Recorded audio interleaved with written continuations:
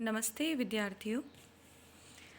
आज हम राम शब्द की संबोधन एकवचन, द्विवचन, बहुवचन एवं द्वितीय विभक्ति के बारे में जानेंगे। द्वितीय विभक्ति के रूप किस प्रकार से बनते हैं, किन नए सूत्रों की उसमें आवश्यकता होगी, इन सभी के बारे में आज हम चर्चा करेंगे। तो प्रारंभ करते हैं। अजंत पुल्लिंग प्रकरण भाग 7। राम शब्द का संबोधन एकवचन। एकवचनम संबुद्धि। राम शब्द के संबोधन एकवचन में रूप बनता है राम, जिसमें विसर्ग का लोप हो जाता है। कहते हैं एक संज्ञा सूत्र है एकवचनम संबुद्धि। संबोधन में जो प्रथमा विभक्ति का एकवचन होता है उसकी संबुद्धि संज्ञा होती है। प्रथमा विभक्ति के एकवचन का ही प्रयोग संबोधन में किया जाता है, ठीक है, उसकी संबुद्धि संख्या होती है। कभी कभी अधिकतर परीक्षाओं में पूछा जाता है कि संबुद्धि संज्ञक कौन होता है। यह प्रतियोगी परीक्षाओं में भी अनेक बार पूछा गया है और आपकी परीक्षाओं में भी एकवचनम संबुद्धि की व्याख्या आ जाती है। तो संबोधन का केवल एक वचन ही संबुद्धि संज्ञक होता है, द्विवचन और बहुवचन को इसमें सम्मिलित नहीं किया जाता है। अब प्रश्न यह उपस्थित होता है कि हमने सु आदि जो प्रत्यय पढ़े हैं वो प्रथमा विभक्ति से सप्तमी विभक्ति के बहुवचन से तक पढ़े हैं। अब संबोधन का अगर हमको एकवचन बनाना है तो या द्विवचन या बहुवचन बनाना है तो उसमें सु आदि में से कौन सा प्रत्यय लाना है। तो हम एक बार पीछे चलते हैं जहाँ हमने कारक प्रकरण पढ़ा था। कारक प्रकरण में हमने जब पढ़ा था प्रातिपदिकार्थ लिंग परिमाण वचन मात्रे प्रथमा, यानी प्रथमा विभक्ति प्रातिपदिकार्थ में लिंग मात्र की अधिकता में परिमाण मात्र की अधिकता में प्रथमा विभक्ति होती है और वचन मात्र की अधिकता में प्रथमा विभक्ति होती है। यह हमने पढ़ा था। इसके साथ साथ ही प्रथमा विभक्ति में एक सूत्र हमने और पढ़ा था और वह था संबोधने च शब्द से यहाँ पर वो जो प्रातिपदिकार्थ लिंग परिमाण वचन मात्रे है उसी का ग्रहण किया जाएगा। यानी प्रथमा विभक्ति उन सब में तो होती ही है, च यानी और संबोधने और संबोधन में भी होती है। तो संबोधन में कोई पृथक से विभक्ति नहीं है, संबोधन को विभक्तियों में गिना भी नहीं जाता है। तो संबोधन में भी प्रथमा विभक्ति के जो सु, औ और जस हैं वो यथावत प्रयोग किए जाएंगे। तो अब हमको संबोधन का एक वचन बनाना है। ऐसा नहीं है कि इनकी सिद्धि आती नहीं है। संबोधन के एक वचन की तो सिद्धि परीक्षा में पूछी ही जाती है। द्विवचन और बहुवचन तो यथावत जैसे प्रथमा विभक्ति का द्विवचन है यथावत बहुवचन है। तो अब इस सूत्र के अनुसार संबोधन का एक वचन क्या हो गया, राम हो गया, उसकी संबुद्धि संज्ञा कर दी। अब इस सूत्र में संबोधन के सु की संबुद्धि संज्ञा हो जाती है, यानी प्रथमा विभक्ति के एक वचन की होगी ना तो सु की संबुद्धि संज्ञा हो जाएगी। अब हमको क्या करना है, राम धन हो गया सु, जैसा हमने कहाँ बनाया था प्रथमा विभक्ति के एक वचन में। अब वहाँ तो हमने सकार का लोप किए बिना वहाँ पर रुत्व और विसर्ग की उत्पत्ति से रामः शब्द प्रयोग किया, लेकिन यहाँ पर हमको सु का लोप करना है क्योंकि संबोधन के एक वचन में विसर्ग नहीं आएगा, कहीं पर भी नहीं आता है विसर्ग। तो सु के लोप के लिए अब एक उपयोगी है अंग संज्ञा। वह अंग संज्ञा होती है, उसके बाद में उसमें जो विसर्ग है उसका लोप होता है। तो वह अंग संज्ञा करने वाला जो सूत्र है वह है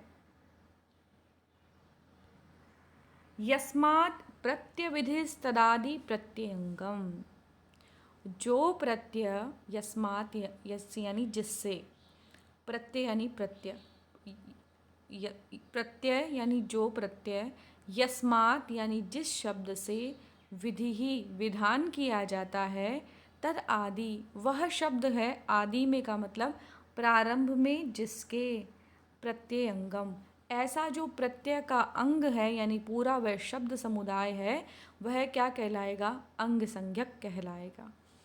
परिभाषा ऐसे पढ़ने में बिल्कुल समझ में नहीं आ रही है, देखिए, हम आपको पहले भी बता चुके हैं कि संज्ञा किसी की भी करेंगे तो वह संज्ञा सूत्र कुछ खुद कुछ नहीं करता है, वह सिर्फ किसी का नामकरण करता है। नाम करने से फिर उसमें क्या फल होएगा वो अगला सूत्र बताता है।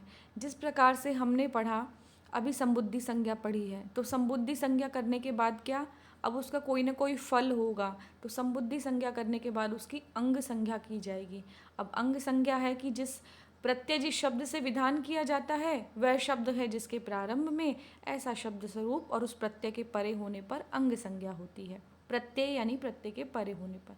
लेकिन अब हम इसको समझते हैं उदाहरण के अनुसार। समझिए, अंग संज्ञा को ढंग से समझते हैं। देखिए, भू धातु होती है, भू धातु से हम लट लकार करते हैं। हमको भवामी की सिद्धि बनानी है। जैसे मान लीजिए, भवती, भवतः, भवंती, भवसी, भवतः, भवत, भवामी, जो उत्तम पुरुष का एक वचन होता है उसकी सिद्धि बनानी है हमको। तो वो कैसे बनती है, तो सबसे पहले उसमें होती है भू धातु। और हमने तिप्तस जी, सिप्तस्थ, मिपस्मस, ये इत्यादि प्रत्यय हमने समझे हैं जब हमने पद संज्ञा समझी थी तब। तो मिप प्रत्यय आएगा उत्तम पुरुष के एक वचन में। चूँकि भवामी भी उत्तम पुरुष का एक वचन है, तो यहाँ पर भी मिप भी उत्तम पुरुष का एक वचन है, तो यहाँ पर भू धातु से मिप प्रत्यय आएगा। चूँकि हम लट लकार कर रहे हैं तो लट लकार के स्थान पर मिप प्रत्यय आ गया, तो क्या बना, भू और मिप। फिर हमको इसमें क्या होता है, शप विकरण करना पड़ता है। ये सभी में होता है। तिंगसित सार्वधातुकम से सार्वधातुकम संज्ञा होती है, और फिर कर्तरी शब्द से वहाँ पर शप आता है। आप इन सूत्रों में ना उलझिएगा, सिर्फ अंग संज्ञा समझने पर जोर दीजिएगा। तो भू धातु से मिप प्रत्यय, और इनमें शप विकरण जो होता है इन दोनों के बीच में आता है। तो भू होता है, शप हो जाएगा और मिप हो जाएगा। ठीक है। फिर शप में पकार की संज्ञा और मिप के भी प्रकार की संज्ञा हो जाएगी, तो होने ये हलंत्यम सूत्र से हो जाएगी। शप के शकार की संज्ञा भी होती है लशक्व तद्धिति से। तो अब शप में शकार की भी संज्ञा हो गई, पकार की भी संज्ञा हो गई, तो श में से सिर्फ अ शेष रहा और मिप में से मी शेष रहा। तो भू, अ और मी शेष रहा। यह आपको यहाँ पर दिख भी रहा होगा। ठीक है। अब यहाँ पर हम अंग संज्ञा समझते हैं क्या होता है। यहाँ भू, यह क्या है, प्रकृति है, यानी धातु है। धातु को ही प्रकृति कहते हैं। तो इस प्रकृति से मिप प्रत्यय का विधान किया गया है, ये तो हमने कर ही लिया। और यहाँ भू प्रकृति अ इस शब्द स्वरूप के पहले स्थित है। तो प्रत्यय क्या है इसमें, प्रत्यय केवल यहाँ पर मिप है, यानी मी है। और भू और अ है, उसमें भू जो है वो क्या है, प्रकृति है। तो इस प्रकार इस प्रकृति के सहित जो आकार है वो पूरा शब्द समुदाय जो है, ये शब्द समुदाय क्या कहलाएगा, अंग संज्ञा। देखिए वापस समझिए, भू के साथ में अ, ये किससे पहले, किसके आदि में, किसके प्रारंभ में है, यह है पूरे, ये जो पूरा शब्द समुदाय है यह मिप प्रत्यय के आदि में है। तो जिस किसी प्रत्यय के आदि में जो प्रकृति होती है और प्रकृति के साथ यदि कोई भी चीज़ हो, वो कोई भी शब्द हो, तो वह शब्द पूरा समुदाय ही उसकी क्या कहलाती है, अंग संज्ञा। अब इसको हम साधारण भाषा में कहें तो क्या है कि कोई भी प्रत्यय और प्रत्यय से पूर्व जो कोई भी प्रकृति हो, प्रकृति के साथ कोई भी विकरण लगा हो, वह पूरा शब्द समुदाय क्या कहलाएगा, अंग संज्ञक होगा। अब आप कल्पना कीजिए, या फिर आप एक परिस्थिति और बना सकते हैं कि सभी जगह ऐसा थोड़ी आता है कि जहाँ पे शप विकिरण आए। भू धातु के साथ में हमने प्रत्यय कर लिया, जैसे हमने रम धातु है, रम धातु से हमने घय प्रत्यय करके राग रामह शब्द बनाया है। तो घय प्रत्यय से पूर्व जो रम धातु है वह भी क्या कहलाएगी, अंग संज्ञा कहलाएगी, उसकी भी अंग संज्ञा होगी। देखिए मैंने और लिखा है इसके लिए, जहाँ पर केवल मात्र प्रकृति ही होगी, यानी केवल धातु ही होगी और उसके बाद में कोई भी प्रत्यय नहीं होगा, क्षमा कीजिएगा, और कोई भी अन्य कोई स्थित नहीं होगा, तो वहाँ प्रकृति की ही अंग संज्ञा हो जाएगी। जैसे मैं आपको कह रही हूँ, रम धातु से सीधा किया हमने घय प्रत्यय, तो प्रत्यय से पूर्व क्या हो गई, आदि में क्या है, केवल और केवल प्रकृति है, तो इस प्रकृति की क्या हो जाएगी, इसकी ही केवल अंग संज्ञा हो जाएगी। ठीक है, तो ये हो गई अंग संज्ञा। अब अंग संज्ञा करने का फल क्या होता है? अब यहाँ राम शब्द में समझते हैं। राम धन सु, यहाँ पर राम शब्द से सु प्रत्यय का विधान किया है। अतः उस प्रत्यय के परे होने पर, यानी सु प्रत्यय के पर में होने पर, तद आदि में, उसके जो आदि में यानी प्रारंभ में है वो राम शब्द, उसकी क्या हो जाएगी? अंग संज्ञा हो जाएगी। अब आप इसको लेके चलिए, इसको हम सूत्र पर लेके चलते हैं ताकि हम समझ पाए। यस्मात् यानी जिस शब्द से प्रत्यय, प्रत्यय का विधान, विधि यानी विधान किया गया है, वह है आदि में जिसके, ऐसा वह शब्द स्वरूप प्रत्यय के, प्रत्यय यानी प्रत्यय के परे होने पर अंग संज्ञक होता है। यानी प्रत्यय के, देखिए क्या कहना चाहते हैं, जो प्रत्यय जिस शब्द से विधान किया गया है, मान लीजिए भू धातु से हमने मिप प्रत्यय किया है, ठीक है, तो जो प्रत्यय यानी मिप प्रत्यय जिस शब्द से विधान किया गया, यानी जिस धातु से विधान किया गया है, वह शब्द है आदि में जिसके। अगर मान लीजिए हमने यहाँ पे शब्द विकिरण भी किया था और उसमें से अशेष रह गया, वह है आदि में जिसके, तो उस प्रत्यय के परे होने पर, तो इस प्रत्यय के यानी मिप प्रत्यय के परे होने पर, परे का मतलब होता है बाद में होने पर, वह पूरा शब्द समुदाय यानी भू धन अ, यह पूरा शब्द समुदाय अंग संज्ञक होगा। यह इस सूत्र का अर्थ।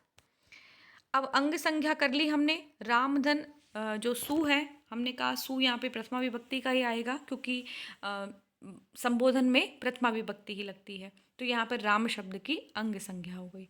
अब समझते हैं अंग संज्ञा करने का क्या फल होता है, क्यों हमने यहाँ पे अंग संज्ञा की है। एंग ह्रस्वात् संबुद्धेः, एंगंत अंग अथवा ह्रस्वांत अंग के से परे हल का लोप हो जाता है। कब होता है? यदि वह संबुद्धि संज्ञक हो तो। अब देखिए एंगंत अंग क्या होता है, ह्रस्वांत अंग क्या होता है। एंगंत में क्या आता है? ए और ओ, ठीक है, और ये ह्रस्वांत जो होते हैं इसमें क्या आएगा? कोई भी ह्रस्व, ह्रस्व का मतलब होता है अ, ई और उ और री, अ ई उ री, ये जब ये इनको कहते हैं ह्रस्व। इनसे अ ई उ री से यदि इनसे कोई भी वर्ण अंत हो रहा हो तो वह क्या कहलाएगा? ह्रस्वांत। और अंग क्या? अंग यदि वह किसी प्रत्यय से पहले है ऐसा कोई शब्द तो वह ह्रस्व अंग कहलाएगा। अब इसको राम के ऊपर चरितार्थ करके देखते हैं। तो देखिए राम शब्द कैसा है? मकार, मकार में क्या है? अ है, तो यह अ से अंत होने वाला है, ठीक है, ह्रस्व हो गया। इसके पर में क्या है? सु प्रत्यय है, तो ये राम शब्द कैसा हो गया? ह्रस्व अंग हो गया। तो कह रहे हैं यहाँ पर अगर ऐसा ह्रस्व अंग हो तो यहाँ पर इसके पर में जो हल होता है उसका क्या हो जाता है? लोप हो जाता है। अब यहाँ पर हल वर्ण कौन सा है? सु। सु के उकार का तो हम उपदेश अच अनुनासिक इत से इसकी इत संज्ञा हो जाएगी। अब बचा क्या? स। तो एंगंत अंग के परे होने, सॉरी, ह्रस्वांत अंग के परे होने पर, यानी इस अंग के परे होने पर, इसके अंग संज्ञा है, इसके परे यानी होने पर जो कोई भी अगर हल वर्ण है तो उसका क्या हो जाएगा? लोप हो जाएगा। तो यहाँ पे हल वर्ण क्या है? सकार, इसका लोप हो जाएगा तो क्या सिद्ध होएगा?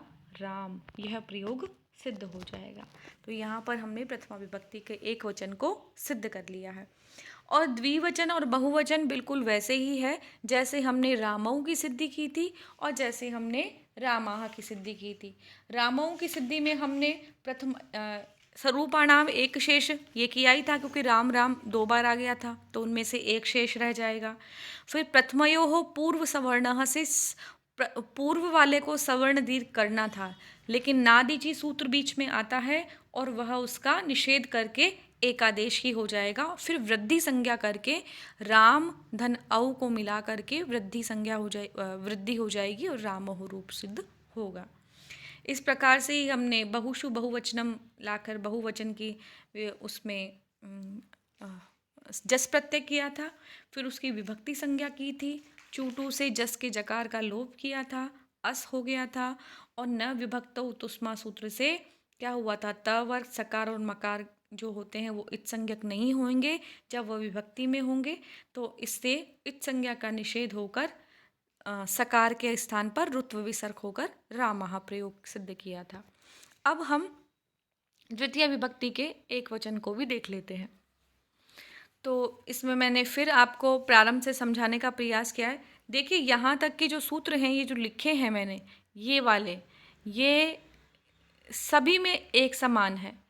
बस यहाँ द्वेकयो द्विवचने एक वचने, एक वचन और द्विवचन में ये समान है। अगर यही आप बहुवचन का लाएंगे तो आपको क्या करना होगा, 2 बार इसका बहुशु बहुवचन प्रयोग करना पड़ेगा। इस प्रारंभ के 3 सूत्र तो सभी में एक जैसे आएंगे, तो आप इनका अभ्यास करते रहिएगा। अब समझते हैं द्वितीय विभक्ति का प्रथम पुरुष मैंने गलती से लिख दिया, द्वितीय विभक्ति का एक वचन, ये नहीं आएगा, ये गलत है यहाँ पर। द्वितीय विभक्ति का एक वचन रामम। तो अव्युत्पत्ति पक्ष में प्रातिपदिक संज्ञा किससे होगी, अर्थवत धातु और प्रत्यय प्रातिपदिकम से। फिर व्युत्पत्ति पक्ष में प्रातिपदिक संज्ञा कृतद्धित समासाश्च सूत्र से हो जाएगी। प्रत्यय, परश्च और ज्ञाप प्रातिपदिका, इन तीनों के अधिकार में सु आदि 21 प्रत्यय आएंगे। सुबह एक और सूत्र है, उससे ये त्रिकों में विभाजित हो जाएगा। फिर द्वेकयो द्विवचनैक वचने सूत्र में एकत्व की विवक्षा में हमको अम प्रत्यय लेकर आए हैं। अब यहाँ पर प्रथमयोः पूर्व सवर्णः जो सूत्र हमने पढ़ा था द्वितीय विभक्ति और तृतीय विभक्ति में, वह सूत्र का यहाँ पर निषेध हो जाता है।